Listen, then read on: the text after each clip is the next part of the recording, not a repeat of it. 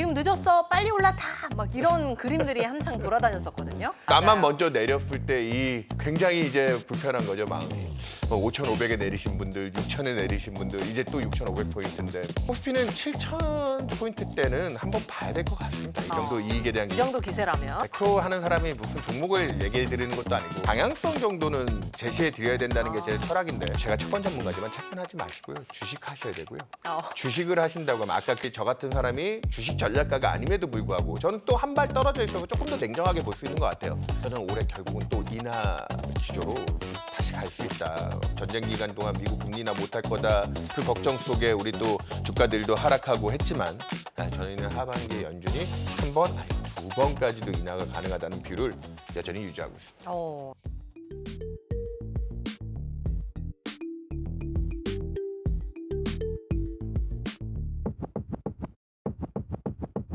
네, 여러분 안녕하세요. 머니스코프의 장혜진입니다. 자, 전쟁발 인플레이션에 대한 우려가 커지면서 과연 안전자산으로 이동을 해야 하는 것인가, 아니면 위험자산에 어떻게 투자를 해야 되는 것인가에 대한 고민이 늘고 있습니다. 자, 이러한 고민 저희가 오늘 이야기를 통해서 해결해 드릴게요. 함께 하실 분을 화면으로 먼저 만나보시죠.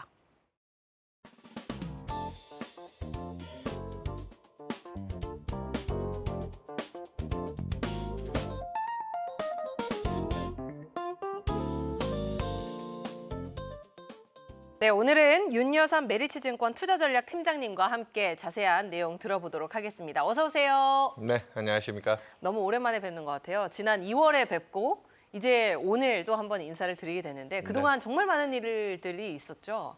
제가 딱 설 명절 직전에 출연했더라고요. 그래서 지금 딱 2달 정도 지났는데 그 2달 동안, 2달이 한 2년은 된 것 같습니다. 아, 그니까요. 너무 많은 이벤트들이 있었고 그 2달 동안 금융시장의 변동성들을 다 합치자고 놓고 보면 뭐 팬데믹 이후에 우리 러시아 우크라이나 때 전쟁이 또 있긴 했지만 그때 못지않은 주가 변동성으로만 치면은 그때보다 코스피는 훨씬 많이 스윙이 있었으니까요. 코스피가 2월 마지막 영업일 날 6,300포인트 신고가를 딱 찍고 나서 전쟁 터지자마자 이 영업일 만에 우리가 그때 한 18%? 20% 가까이 급락했죠. 이 영업일 동안. 그러고 나서 3월 말까지 또 이 인플레이션에 대한 충격과 통화 정책이 다시 이러면은 인플레이션에 대응하기 위해서 긴축 모드로 가지 않겠냐, 그 걱정 속에 또 수많은 원가 부담들이 들어오고요. 그래서 그때 또 이제 코스피가 5,050포인트.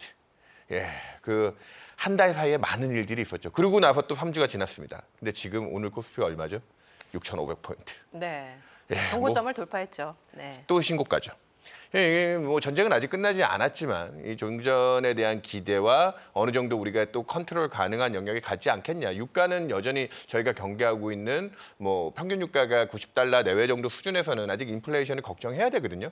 하지만 우리는 또 꿈과 희망을 가지고 가는 거죠. 그런 단에서 지금 미국 증시도 그렇지만 우리 증시도 다시 신고점을 돌파하고 있다라는 점을 놓고 보면 역시 투자는 탐욕과 공포, 이 두 단어로 움직이는데, 이 공포를 극복하고 나서의 지금 이제 또 탐욕. 최근에 투자자들이 제일 많이 쓰는 용어가 포모인 것 같더라고요. 나만 먼저 내렸을 때 저 멀리 빨리 가고 있는 그 버스를 보고 있으면 굉장히 이제 불편한 거죠, 마음이. 5,500에 내리신 분들, 6,000에 내리신 분들, 이제 또 6,500포인트인데 이런 데에 대한 고민 때문에 다시들 또 투자의 기회들을 계속 엿보고 있다. 혹이나 뭐 다시 트럼프가 분란을 일으켜서 주가가 빠진다고 하면 이번에는 잽싸게 타야지 하시는데 또 막상 빠지기 시작하면 또 타기 쉽지 않는 게 이 투자이기 때문에 지금 내 기대 수익과 투자 전략을 잘 맞물려서 대응하는 게 중요하다라고 보겠습니다. 맞습니다. 사실 그 밈을 보셨을지 모르겠어요. 지금 이게 좀 꽤나 지난 밈이었는데 네. 지금 늦었어, 빨리 올라타, 막 이런 그림들이 한창 돌아다녔었거든요. 그래서 이제 그런 그 포모 현상이 어떻게 보면 많은 투자자들로 하여금 서둘러서 이제 투자를 하게 만든 하나의 요인이 아니었나 싶어요. 그러니까 다들 삼성전자 가지고 있는데 나만 없어? 이런 느낌이었던 거죠. 자, 이런 가운데 미국과 이란 간의 종전 협상이 난항을 겪고 있습니다. 뭐 트럼프 대통령이 이제 협상 기한을 무기한 연장을 하겠다라고는 했지만 이게 종전이 아니라 이대로 휴전 상황으로 끝나는 거 아니냐라는 우려도 제기가 되고 있어요.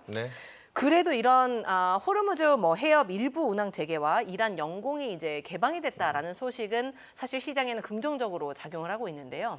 이러한 많은 뉴스들 속에서 저희는 어떤 점에 좀 주목을 해보면서 시장에 진입을 해야 될까요? 그러게요. 3월 말부터 이제 이 협상에 대한 얘기 나오면서 제일 처음에 48시간, 5일, 그랬죠. 2주, 그러고 나서 다시 48시간, 그리고 또 2주. 그리고 지금 이제 4월 중반이 넘어가고 있습니다. 근데 아직도 최종적인 합의는 못 봤고 2차 협상의 만남조차도 아직 못했죠. 근데 지난주 후반부터 해서 이번 주 들어와서 유가가 일시적이긴 하지만 저희가 보고 있는 안정범위 내외 정도는 WTI 브렌트 기준으로 $80 내외 정도까지만 안착이 된다고 하면, 그러니까 어떤 합의 과정을 거치더라도 그 영역까지 내려오면 지금 전쟁이 터진 지 2달 정도, 이 2달의 충격 가지고 유가 평균 유가 한 90에서 100불 정도의 충격은 연물가로 환산하자 놓고 보면 미국은 대략 뭐 지금 최근에 미국도 CPI보다 PCE가 높아서 내부적인 수요 물가에 대한 우려들이 조금 더 더해지고 있지만 공급 충격단에서 물가 충격으로는 미국 CPI가 3%를 뭐 훌쩍 뛰어넘을 정도가 아니고요. 우리나라도 그렇게 따지면 연물가 대략 2.6에서 2.7% 정도 사이. 이 정도면 조금 애매하긴 한데요. 공급 충격은 뭐 파월 의장도 인정하긴 했지만 통화 정책이 시차가 걸리기 때문에 지금 유가의 단기적인 쇼크가 한두 달짜리로 끝나는데 우리가 이거 대응하겠다고 금리를 올리게 되면 다른 경제 주체들이 대출자들이 훨씬 부담을 느끼는 상황으로 가기 때문에 그런 부분을 생각한다면 80불 내외 유가 정도면 우리는 안심하고 갈 수 있다. 근데 애매한 숫자죠, 오늘도. 그렇죠. $90 내외 정도. 그러니까 이게 이번 주에 2차 합의 지금 벤스 부통령을 이제 앞세워서 나오고 있는데 아마 최종 합의 과정이 도출이 된다고 하면 트럼프 대통령이 직접 갈 수도 있습니다. 이런 쪽에 어느 정도 2차 합의와 함께 방금 얘기 드렸다시피 유조선들이 움직이기 시작하면 유가가 바로 생산 차질들이 일부 있기 때문에 전쟁 이전인 $60대로 복귀는 상당 기간 차질이 있겠죠. 2분기 끝날 때까지. 하지만 이달 안에 80입니다. 이달 안에 80 정도만 복귀한다고 하면 인플레이션에 대한 텐션, 공급에 대한 우려들은 어느 정도 닦고 갈 수 있다. 그래서 저는 이번 주말까지가 그 가장 또 중요한 점일 것 같아요. 만약에 오늘도 보니까 일부 IB들이 최근에 주가가 단기 급등에 따르는 너무 이제 좀 앞서간 부분이 있는 거죠. 이 휴전에 대한 기대라든지 원가 부담들을 좀 빨리 뺐는데 이번 주 종가까지 90불 내외로 유지하고 다음 주를 넘어가게 된다. 그러면 일부 주가에 대한 조정이 나올 수 있다는 걱정들도 하기 시작합니다. 그렇기 때문에 저는 그 유가는 80이라는 숫자가 굉장히 중요하다. 이게 이번 주 후반에서 네. 다음 주를 넘어가는 다음 주 초반까지의 우리의 목표 수준이다. 이게 돼야 코스피 6,500대에서 또 이 레벨을 안착화시키고 넥스트 스텝을 고민할 수 있지 않을까 그렇게 생각하고 있습니다. 좋습니다. 지금 현재 이제 아까 유가를 확인해 봤을 때 WTI가 93달러 정도였습니다. 그런데 이제 말씀해 주신 대로 주말 사이에 이제 80달러, 사실 80달러 초반까지 내려오긴 좀 어려울 것으로 보이고 뭐 중반선까지라도 내려와 준다면 시장도 이 탄력을 받아서 안정세를 유지할 수 있을 걸로 보인다라고 말씀을 해 주셨습니다. 사실 이런 그 유가에 대한 부분이 물가를 재자극하는 거 아니냐라는 우려가 제기되기도 했었습니다. 그런데 최근 발표된 이 3월 PPI가 예상보다 낮게 나오면서 분위기가 좀 한층 바뀌었어요. 저희가 이 PPI 지표를 어떻게 해석해 봐야 될까요? 그러니까 3월 CPI도 예상보다는 낮게 나왔고요. PPI는 특히나 기업들이 이제 생산자 물가, 그러니까 소비자한테 전가하기 전에 기업들이 감내해야 될 물가 수준인데 전반적으로 지금 우리가 반도체 정도를 제외하고 나면 자동차 중심으로 해서 대규모 내구재들의 교체 주기들은 좀 끝나가고 있다. 그러니까 이게 또 서비스 업종, 그러니까 우리나라는 이제 오늘 GDP 나오기도 했지만 내수 경기가 이제 좀 큰 틀에서 바닥을 치고 도는 국면에 들어온 게 아닌가. 전쟁이 아니라면 한국 경제가 조금 나아질 수 있습니다는 희망을 받는데 미국은 좀 반대입니다. 이번 1분기 성장이 되게 둔화될 거라는 우려가 있어요. 왜 그러냐면 일부 미국이 작년까지 2%가 넘는 성장을 끌고 올 때는 바이든 행정부일 때는 막대한 재정 지원이 있었고 트럼프 행정부 들어와서 그런 이전 소득, 뭐 감세라든지 이런 거에 대한 재정 적자 규모가 바이든 행정부 23년, 24년 선거 앞두고 말미에 GDP의 8%, 7% 이상을 써왔거든요. 그 전쟁 팬데믹 이전에 미국의 재정 적자를 일반적으로 쓰면은 내 소득의 정부 지출이 전체 적자 수준이 4% 이내 정도 써야 되는데 그 2배를 바이든이 쓰다가 최근에 트럼프 행정부가 얼마 쓰고 있는지 아십니까? 5%대 초반으로 떨어뜨리고 있습니다. 생각보다 트럼프 행정부는 돈을 아껴 쓰고 있는 거죠. 저는 이 부분도 되게 중요하다고 생각합니다. 왜 중요하냐? 그러니까 미국은 경제가 좋거든요. 근데 지금 서학개미들이 최근에 국내로 자꾸 복귀하시는 게 경제 좋은 미국이 주가가 안 올라요. 왜? 정부도 돈을 바이든 행정부 그 23년, 24년에는 미국 주가가 20%씩 넘게 오르면서 그때 서학개미들이 다 미국을 갔잖아요. 그랬죠. 근데 지금은 미국 정부도 돈을 안 쓰고 연준도 금리 인하를 안 해주면서 미국은 경기만 외형적으로 좋아 보이지 유동성 공급의 원천, 유동성 공급자가 아니기 때문에 그렇습니다. 우리나라는 경기는 상대적으로 나빴지만 작년부터 추경을 하고 한국은행의 통화 완화가 미국보다 앞서서 금리도 많이 낮춰줬고 그 풀린 유동성 환경이 반도체 사이클과 맞물리면서 지금 상승 탄력이 훨씬 좋은 거거든요. 저평가에 대한 인식도 있고. 그래서 지금 미국의 방금 PPI에서 제가 이렇게 좀 얘기가 확장돼 그랬죠. 왔는데 미국의 소비가 좋은 미국이 그동안 2%가 넘는 성장에서 소비가 가장 주도하고 왔는데 이제 트럼프 행정부에서는 돈도 안 준다고 했잖아요. 바이든 행정부 때는 감세라든지 이런 걸로 어느 정도 보조도 해줬는데 돈을 안 주고 있는 상황에서 미국 가게는 뭘로 소비를 했느냐? 내 주머니에 있는 돈을 털어 썼다. 그걸 나타내는 지표가 저축률이 계속 떨어져서 역사적인 바닥 수준에 진입하고 있다는 겁니다. 이게 미국의 생산자 물가가 탄력이 빠지는데도 조금 일조하고 있다. 내수 경기가 미국은 앞으로 우리랑 반대 급부를 겪을 겁니다. 탄력이 빠지게 될 거다. 거기에 가장 주도하고 있는 게 건설 경기와 거기에 관련된 그쪽 우리 지금 원자재 가격들은 다 올랐지만 미국의 렌트라든지 이런 서비스 가격들은 계속 빠지고 있어요. 건설 서비스 쪽 관련돼서. 이게 생산자 물가가 떨어지는데 또 기여를 하는 겁니다. 저는 그래서 미국 투자하시는 분들은 올해 미국 증시가 이제 신고가를 경신하면서 가고 있지만 그래봐야 YTD로 지금 5% 내외도 안 올랐어요. 지금 코스피 50% 넘게 지금 70% 오르는 동안 상대적으로 유동성 공급이 되는 지역과 안 되는 지역의 차이인데 그 유동성 공급의 원천이 되려고 하면 지금 생산자 물가의 상대적인 부진과 내수 경기가 안 좋은 쪽에서 트럼프 행정부도 일부 OBBA 법안 같은 걸로 돈을 좀 쓰겠다 하고 있지만 연준의 금리 인하가 하반기 미국 증시에 또 레벨업을 하게 될 때, 예, 네. 맞습니다. 그게 되게 전 중요하다고 봅니다. 그래서 이번 생산자 물가의 함의는 뭐냐? 미국 경제가 분명히 겉으로는 멀쩡해 보이지만 질적인 문제를 갖고 있다. 그런 것들이 아니 지금 공급 충격이 들어와서 물가가 올라야 되는데 왜 미국의 생산자 기업들의 물가가 그렇게 많이 오르지 않나요? 내수 쪽에서 아까 건설업황을 중심으로 지금 최근에 미국의 주택 가격이라든지 이런 쪽에서 걱정이나 우려들이 많이 들어오고 있습니다.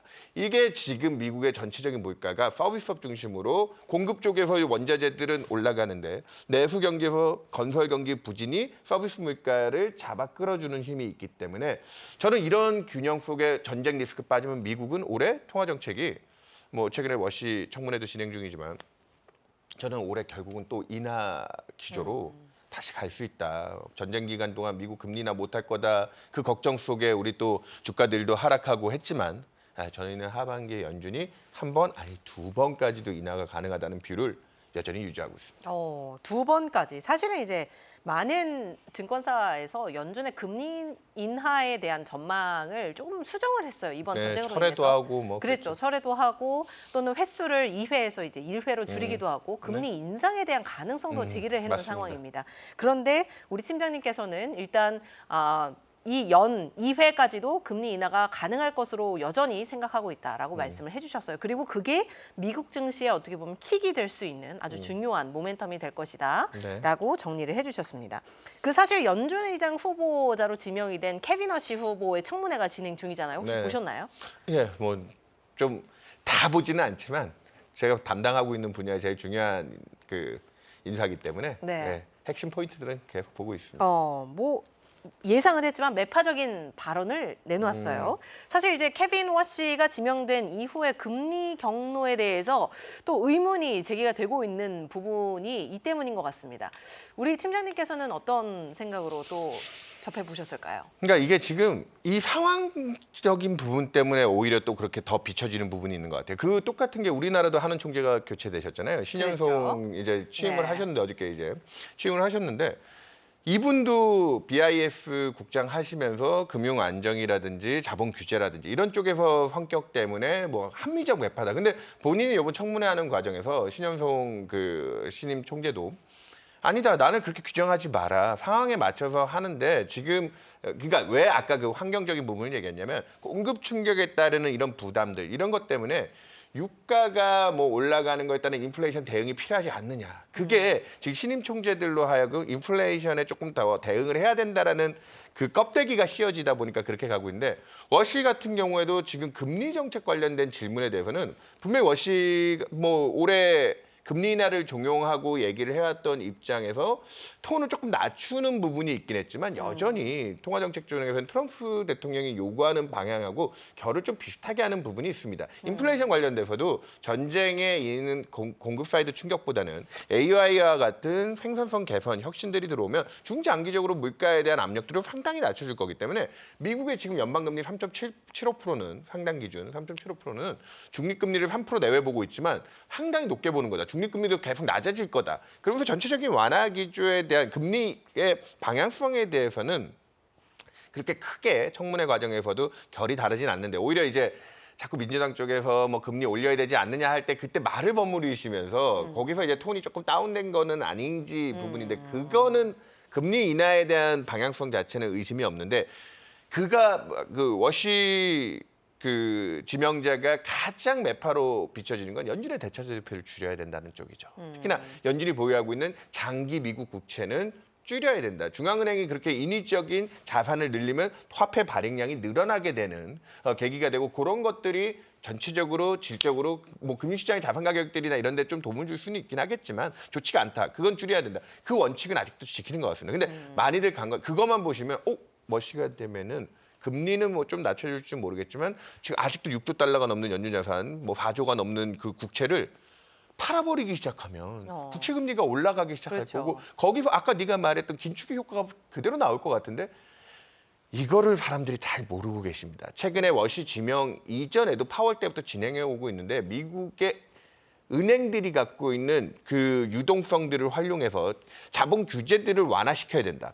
미국 은행들은 애국자가 아닙니다. 미국의 전체 국가 부채가 30조 달러가 넘는다고 난리잖아요. GDP의 100%가 넘었니 뭐 그러면서 난리인데 미국 은행들이 보유하고 있는 미국채 잔액이 얼마 되는지 아십니까? 아까 연준은 4조 달러, 5조 달러 가까이 보유하고 있다는데 미국 은행들이 한 얼마 될 것 같으세요? 그의 10배는 될 것 같은데요. 그렇게 생각하시죠? 네. 1조 달러대밖에 안 됩니다. 아, 그래요? 매우 적습니다. 왜냐하면 유동성 규제라든지 아니면 다른 자산들을 더 활용해서 그래서 요즘 사모대출과 같은 문제들도 얘기가 나오는 거고요. 전체 자기네 운용 자산의 뭐 10% 가까이 들고 가고 있는 그 은행권들도 있고요. IB가 아님에도 불구하고.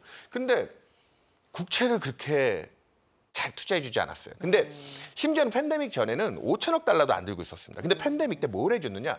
SLR이라고 하는 보완적 자본 규정. 왜 채권을 안 사느냐? 채권을 샀을 때 그게 자기네 무슨 자산을 투자하면 그 자산에 투자한 거에 따른 위험값들을 어느 정도 관리를 해서 회계적으로 관리를 해야 될 수치들이 있거든요. 미국은 그게 국채가 만기가 긴 걸 살수록 그런 위험값들을 오랫동안 유동성이 묶인다고 그 위험값을 국채도 제시하고 있는 거예요. 국채는 무위험 자산이라고 봐야 될지도 모르겠지만 미국 은행들이 그걸 좀 보수적으로 해오다 보니까 그래서 채권을 국채는 금리도 낮고요.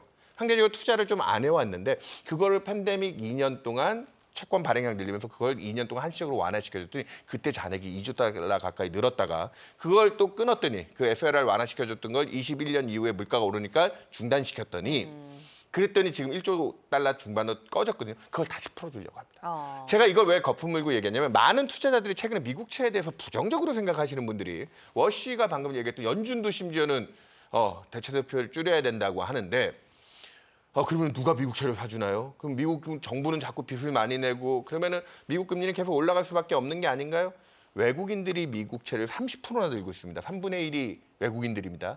근데 최근에 중국도 판다 그러고 오일머니도 옛날같이 안 들어온다고 그러고 그러면 계속 줄어가는 거에 대한 걱정 그걸 뭘로 대체하려고 하느냐?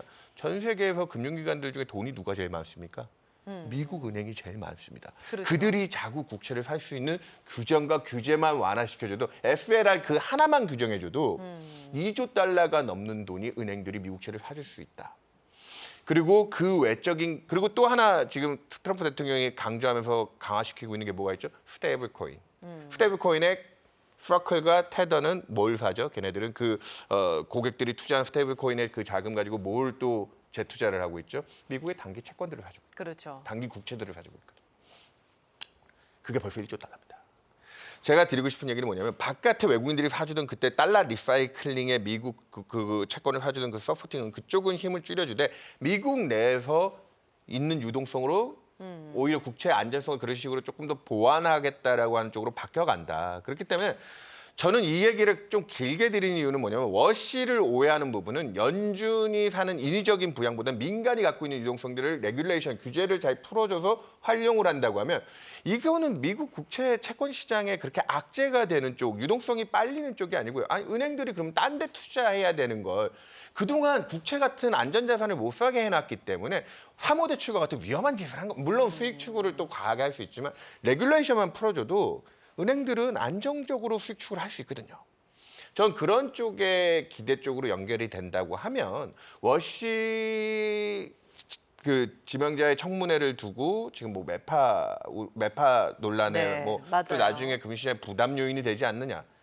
저는 그럴 가능성은 낮다. 그러니까 연준이 채권을 덜 사주는 대신 다른 민간의 유동성을 활용할 수 있는 그게 진짜 찐 리얼 머니죠. 그런 부분에서의 기대를 가져가면 나쁘게 볼 이유가 없다 얘기 드리겠습니다. 네, 아무래도 이제 케빈 워시가 이제 임명이 되고 나서 인준이 되고 나서 이제 의장직을 하면서 유동성이 좀 줄지 않겠느냐라는 우려가 대부분 이제 제기가 됐던 부분이었는데 그게 아니라 이제 그 은행권에서의 규제를 완화시킴으로써 네. 시장의 어떤 유동성을 오히려 더 풀어줄 수 있는 부분들에 기대를 가져보는 것이 좋을 것 같다라고 네. 말씀을 해주셨어요. 네. 그래서 그러면 여기서 궁금한 거는 이제 국채에 대한 우려들이 많이 제기가 되고 있잖아요. 특히 미국채. 네. 사실은 이제 안전자산의 3대장이라고 하면 그 안에 국채가 항상 포함이 됐었는데 네. 이 미국채 10년물 금리가 3%대로 내려갈 가능성은 어느 정도라고 보시나요?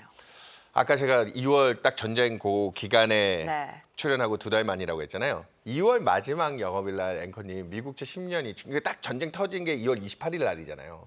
그날 미국채 10년이 얼마였는지 혹시 기억나십니까? 그때가 3%대 아니었나요?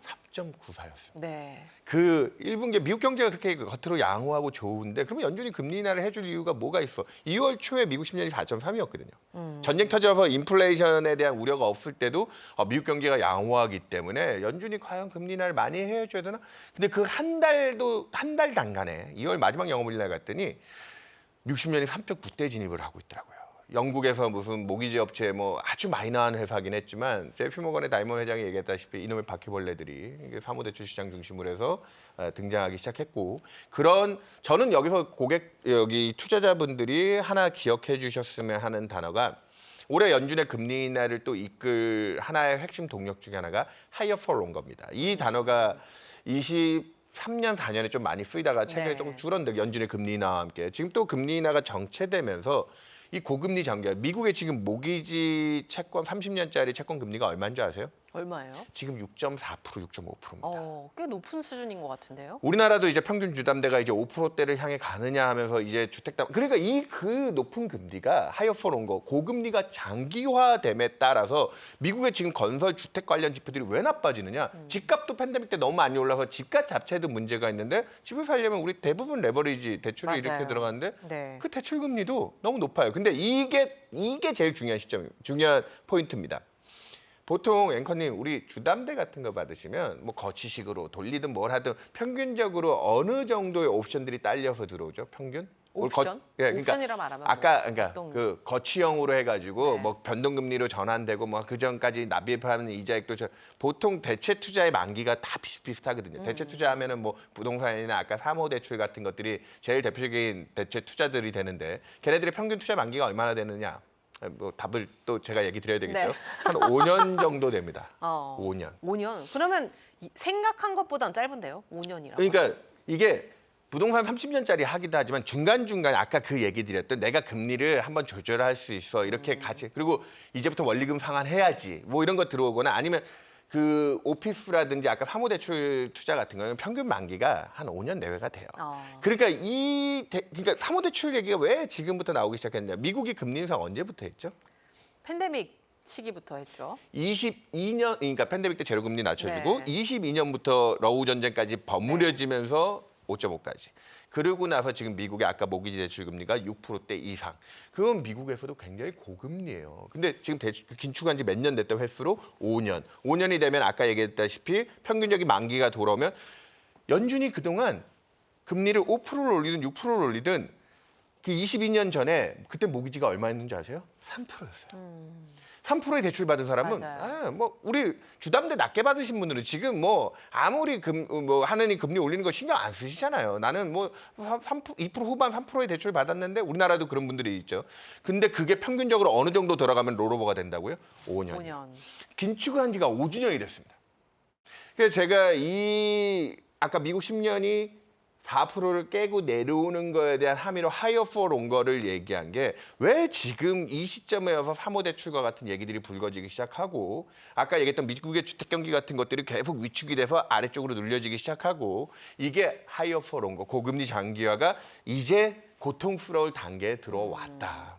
그렇죠. 만기가 도래하고 있으니까요. 그래서 저는 이 전쟁이 끝나고 나서 인플레이션에 대한 거품이 덜어지는 것도 제일 중요하긴 하지만 지금 미국의 저는 워시 의장 지명자가 이번에 청문회 때 3.75라는 미국 기준금리가 결코 낮은 수준이 아니라고 한 게 제 생각하고 똑같습니다, 진짜. 이 부분이 아까 얘기했던 일반 대출 금리들을 지금도 고통스럽게 만들고 그래서 지금 롤오버나 그런 문제들이 일어나기 시작하는 거예요. 이걸로 금융위기가 오고 파산이 나는 건 아닌데 우리 다 알기 시작했죠. 알려졌죠. 바퀴벌레는 이미 보였죠. 그렇죠. 그러면 약을 쳐야죠. 그런 측면에서 금리가 어느 정도 좀 안정시키고 텐션을 빼줘야 될 정도의 환경에 와 있다. 그래서 제가 하반기 2번이나 콜하고 우리 전쟁 터지기 전까지는 2번이나가 컨센서스였거든요. 연준의 네. 점도표는 한 번이었지만. 그렇죠. 예, 저는 그 정도의 환경이 다시 도래할 수 있다. 그래서 아까 생산자 물가 안에서도의 내수 경기에 대한 부분들이 조금씩 녹아들어오기 시작하는 거고 미국은 그냥 우리 표현을 쓰면 이런 것 같아요. 외곽 내유. 겉으로는 굉장히 세 보이고 강한데. 좋아 보이는데 안에서는 분명히 그 피하 지방이라든지 여러 가지 네. 문제가 있을 거다. 그렇게 전 생각하고 뭐딱 있습니다. 트럼프의 모습이 아닌가 싶은데요. 네. 트럼프 대통령도 외곽 내유형의 인물이잖아요. 전형적이시죠. 네, 그렇죠. 그래서 지금 현재 미국 경제도 그런 형태로 흘러가고 있다라고 말씀을 해주셨고 바퀴벌레 약은 그럼 금리 인하네요.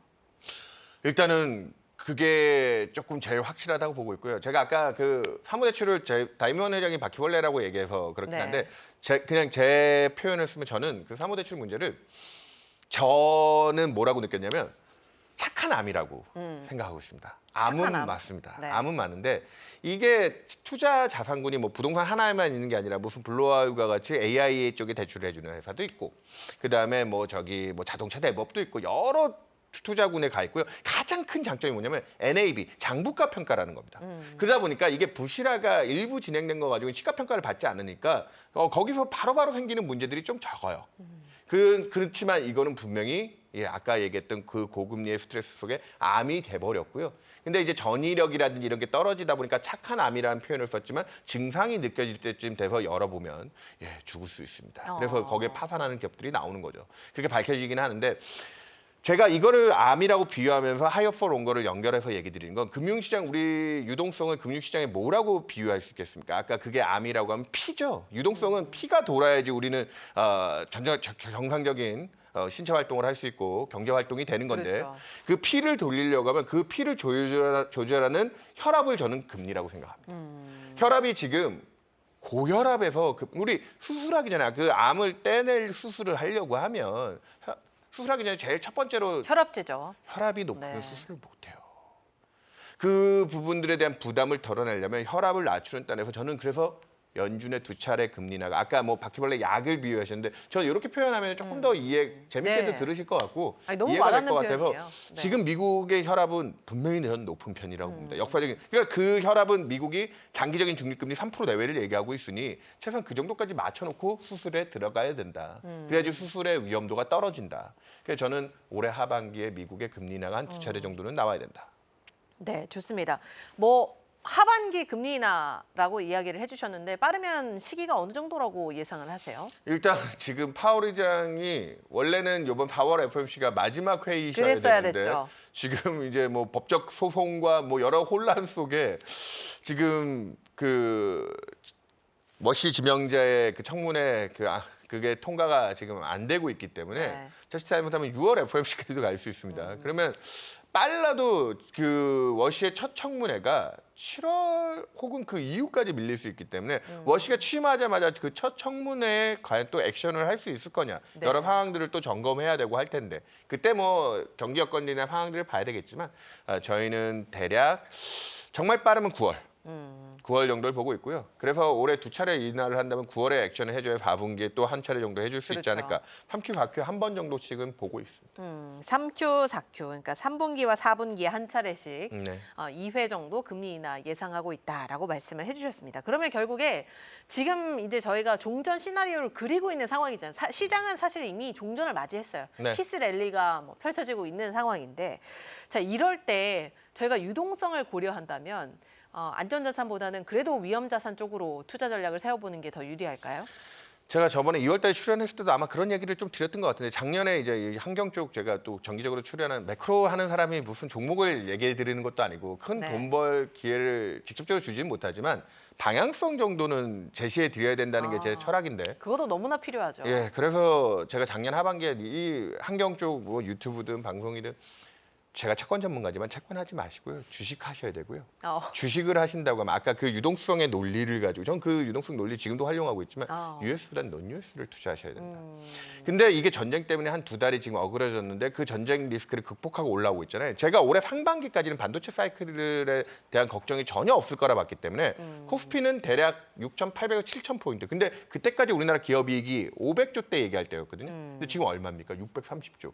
제가 봤을 때는 코스피는 7,000포인트 때는 한번 봐야 될 것 같습니다. 이 정도 이익에 대한 이 정도 기세라면? 아니 PR이 지금 7배는 굉장히 주가 지수가 안 좋은 조정 국면에서인데 지금 이익의 증분에 따르는 PR 7배, ROE가 느는 과정에서는 지금 후퇴할 때는 아니다라는 채권 전문가로서도 그 정도 환경은 인정하고요. 타임라인이 좀 딜레이돼도 저는 원래는 올해 상반기까지는 무탈하게 투자하시고 이게 반도체 피크아웃 때 되면 가격 같은 상승 증분, 이익의 증가율이 떨어질 때부터 고민이 있을 거라 보는데 그게 3분기까지는 연장된 것 같습니다. 적어도 3분기까지는 이 전쟁 노이즈가 빠지고 나면 코스피 7,500포인트 내외 정도를 타겟 잡고 네. 거기까지는 지금 이제 그래봐야 1,000포인트밖에 또 안 남았어요. 그리고 올라오면 올라올수록 5,500대 1,000포인트와 6,500에 그렇죠. 1,000포인트는 지금 네. 상승률로 보면은 또 계속 룸이 주는 거고요. 그래서 저는 3분기까지는 아직 공략할 룸이 남아있다라고 보고 있고요. 전체적으로 이 반도체 주도하에 폴림으로 가는 경기 여건에서는 좀 많은 또 고민이 있습니다. 근데 오늘 우리나라 1분기 성장률이 전분기 대비 1.7%나 나왔거든요. 이걸 자연스럽게 연장해서 드리고 싶은 얘기가 순수출이 전체 1.7% 전 분기 대비 올랐는데 그게 1.1%. 그러니까 반도체가 워낙 큰 역할을 한 거죠. 그렇죠. 근데 또 재밌는 게 뭔지 아세요? 설비 투자가 무려 0.5% 가까이를 책임졌습니다.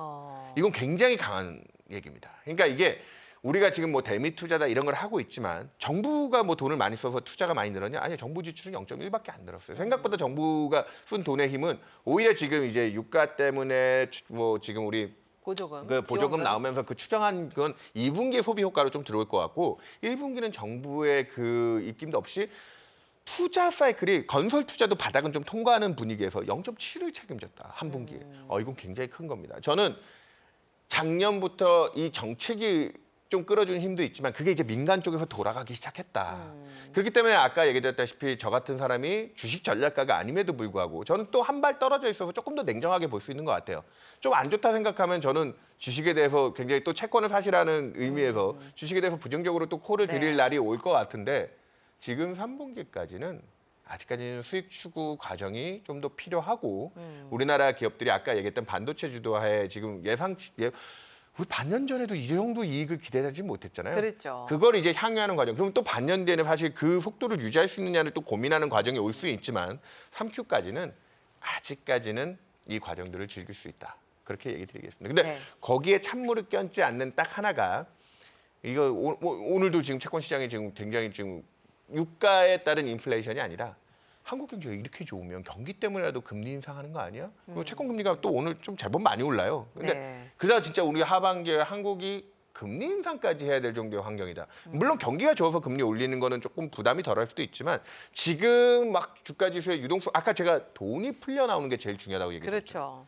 근데 하반기에 이게 유가에 대한 충격, 인플레이션 때문에 금리 인상이 아니고 우리나라가 올해 지금 1분기 성장 보면은 기존의 뭐 외국계들, 뭐 IB들이나 저기 뭐 일부 그 정치기관들 우리나라 성장률 2%가 안 나오면 어떡하지 뭐 걱정들 많이 하셨는데 오늘 저희 아침에 이콘하고 얘기하니까 최소 2.3에서 2.4까지 나올 것 같거든요. 올해 성장이. 상당하네요. 그러니까 경기는 좋아요. 네. 근데 그것 때문에 금리를 올린다고 해도 하반기에 올라가 버리면 유동성 환경에서는 분명히 부담이 생깁니다. 네. 그러니까 그것도 또 그때 코스피가 만약에 7,000포인트대까지 올라왔는데 금리 인상을 하는 과정에 들어와 있다. 그러면 그건 조정의 빌미가 될 수 있어요. 정부에서 놔둘까요? 금리 인상. 지금 뭐 아, 시장을 워낙 뭐 강력하게 밀어주고 계신데. 그거는 그런 얘기 하시면 큰일 납니다. 아, 그런가요? 정부가 금리를 결정하는 게 아니고요. 그건 한국은행의 고유 권한이기 때문에 네. 그 중앙은행은 그 독립성을 가져가는 거죠. 그 중앙은행 입장에서 봤을 때 그 좋은 경제가 우리나라의 내수를 강화시켜서 수요 쪽에서의 그렇죠. 물가 압력을 생기게 한다면 유가에 부담이 없어도 금리를 올릴 수 있는 겁니다. 근데 저는 아직까지 그 정도의 내수 체력은 됐다고 보지는 않고요. 아. 제가 드릴 수 있는 얘기는 오늘 1분기 성장이 뭐 이 반도체 업황까지 해서 너무 서프라이즈가 나오긴 했지만 전쟁 노이즈를 뺀다면 굳이 우리가 2022년 이후 올해 2.4% 성장을 한데도 그 5년 동안의 평균 성장이 2%를 넘기지 못합니다. 그런 것들을 다 고려한다고 하면 통화 정책의 전환, 긴축으로 가는 분위기는 저는 조금 아직 신중하게 봐야 될 입장이라 보고 있고요. 뭐 여기서 이제 아직은 뭐 금리 인상 뭐 이게 뭐 좀 뒷얘기기도 하고 뭐 지금 2분기까지는 주가 지수에 영향을 못 주는데 진짜 금리를 올릴 것 같다라는 쪽으로 가면 그때부터는 조금씩. 투자 관련 기업들에 대한 부담들을 줄 수 있기 때문에 그것들을 조금 면밀히 네. 관찰해야 된다. 좋습니다. 일단 코스피 그 밴드 전망의 상단을 7,500으로 잡아주셨고요. 3분기까지는 이런 수익을 만끽하시면서 좀 투자를 쭉 이어나가시면 좋을 것 같고 그 안에서 한 가지 변수가 된다면 이제 한은의 금리 스탠스의 변화 정도를 꼽아볼 수 있을 것 같습니다. 그러면 미국은 어때요? 일단 S&P 500 목표치를 JP모건에서 7,600으로 상향 조정을 했습니다. 어제 신고가 돌파한 수치가 한 7,100 정도였나요? 근데 이제 팀장님의 의견 어떠신지 궁금한데요. 가능하다면 그 근거가 되는 이야기는 무엇인지도 같이 설명을 해주시면 좋을 것 같아요. 뭐 아까 얘기 드렸지만 지금은 유동성 스토리보다는 워낙 테크 기업들이 보여주고 있는 어닝이라든지 그 힘들로 지금 상당 부분 좀 끌어가지고 있는데 그리고 전쟁에 따르는 공포 심리들이 덜어졌다라는 부분에서도 재투자라든지 이런 부분에 대한 힘들이 미국 증시도 이제 고점을 높여주고는 있는데 근데 상승 탄력을 놓고 보면 논예수 지역보다 지금 미국이 그렇다고 엄청 아웃퍼폼한다 얘기하기가 좀 쉽지는 않아요. 근데 아까 7,000포인트 중반까지의 룸이 있다. 지금이 얼마입니까? 미국 S&P 500이. 미국 S&P 500 한번 지수로 볼까요? 7,137입니다. 그러면 룸이 얼마인가요? 우리는 지금 6,500에서 1,000포인트를 보고 있는데 저긴 7,100에서 그렇죠. 7,500 정도네요. 네. 그러니까 이게 지금 현재 미국 주가 지수도 긍정적인 콜들이 아니 지금 분위기에서 긍정적으로 성장도 미국 뭐 올해 2%가 넘는 성장을 하는 잠재 성장을 뛰어넘는 경기 여건이 있는 나라고 다만 유동성에 대한 힘들을 생각한다고 하면 미국도 지금 우리보다 더 심하게 차별화가 진행되고 있잖아요. 일부 잘 나가는 테크 기업들 중심으로 해서 양호하게 좀 끌고 가고 에너지 관련 업체들 몇 개 제외하고 나면 미국이 상당히 그래서 지금 M7이라든지 아니면은 뭐 전체적인 그 종목의 집중도가 미국이 우리보다 더 높거든요. 한국도 최근에 뭐 테크가 좋았다고 하지만 뭐 우리도 에너지 원전 뭐 이런 거 관련돼서 다른 종목들에 대한 그리고 밸류업에 따른 금융주도 있고 뭐 하지만 그런 것들 다 따져놓고 보면 미국 증시 전 좋습니다. 좋고 지금도 우리 서학개미들이 미국에서 기회들을 계속 많이 보고 계시고 일부 성공하는 종목들의 수익성에서는 우리나라보다 좋은 종목들도 분명히 존재하죠. 그렇죠. 투자의 기회가 많은 지역이니까요. 근데 절대 지수로 주가 지수로 따지면 우리보다 그렇게 탄력이 좋지 않기 때문에 그런 부분들 생각하면 아까 3분기까지는 어디에 지금 돈이 잘 돌고 있는지를 투자자들이 더 잘 생각하실 거라고 저는 생각합니다. 네. 미국과 한국 중에 유동성이 더 많이 풀려 있는 시장이 어딘지를 잘 살펴보시면서 선택을 해보시면 좋을 것 같아요. 네, 이렇게 저희가 정말 많은 이야기를 나눴는데 마지막으로 그러면 이제 4월이 어느 정도 마무리가 되고 사실 2분기 안에서도 첫 달이었고요. 네. 이제 5월로 접어들고 있습니다. 5월 한 달은 또 어떻게 투자 전략을 세워보는 게 좋을까요? 아까 얘기 드렸다시피 지금은 전쟁에 대한 거품을 빼고 나면 뭐 그걸 또 다 선반영했기 때문에 얘기가 있고 또 이번 주에 또 이 협상들이 틀어지면서 유가가 다시 100달러 이상으로 치솟으면 거기 따른 주가 조정만 해도 최소 뭐 5에서 10% 이상 조정들이 또 나올 수 있습니다. 그건 뭐 지수 기준으로요? 네, 그렇죠. 그거는 뭐 아니 또 협상이 잘 안 된다라고 그렇죠. 근데 트럼프 대통령이 타코를 확인했기 때문에 후자의 가능성은 뭐 지금 30%도 안 되는 한 20% 내외 정도로 보고 가는 게 맞고 업사이드를 더 가져가고 위험선을 추구하되 아까 얘기했다시피 미국의 제일 핵심 포인트는 하반기 금리 인하를 통한 유동성 공급이 가능하냐는 쪽이기 때문에 수익 추구 쪽에서 위험 자산 쪽, 채권 쪽은 절대 금리는 높다고 하지만 지금 아무도 관심을 갖지 않는 정도의 지금 좀 천대를 받고 있고요. 그런 위험 투자 쪽에서 주식시장을 중심으로 해서 다양한 조금 대체 자산들도 요즘에 좀 바닥을 사모대출 같은 것도 그렇게 크게 리스크하지 않다라는 쪽으로 조금 풀어가고 있으니까요. 그래서 연준의 금리 인하까지 더해지면 하반기까지는 수익 추구 좀 위험성이 있는 자산들 쪽. 그래서 미국의 지금 하이힐드라고 하는 그 고금리 그 고위험 네. 채권들 있잖아요. 걔네들 스프레드가 주가랑 비슷합니다. 또 다시 바닥 수준으로 떨어져 있습니다. 그런 데서도 투자의 기회들이 존재하고 있기 때문에 약간은 수익 추구 과정들이 5월 달까지는 계속 끌고 가는 게 맞다. 뭐 제가 산업이나 업종을 얘기 드리는 건 뭐 조금 아닌 것 같아서 네. 딱 이 정도까지만 얘기 드리겠습니다. 좋습니다. 그리고 최종적으로 이제 그 이란 미국과 이란의 협상장에 트럼프 대통령이 등단한다. 그러면 저희가 이제 최종 협상 사인이라고 인식을 해도 될까요?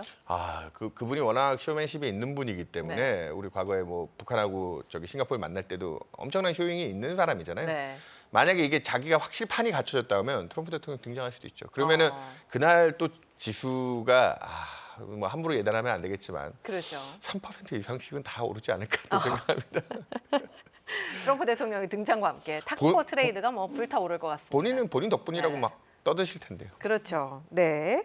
자, 그래서 오늘 이야기를 잘 참고하셔서 오는 5월에도 성공 투자하시길 바라겠습니다. 오늘 이야기는 여기까지 듣겠습니다. 지금까지 윤여삼 투자전략 팀장님과 함께했습니다. 고맙습니다. 네, 감사합니다.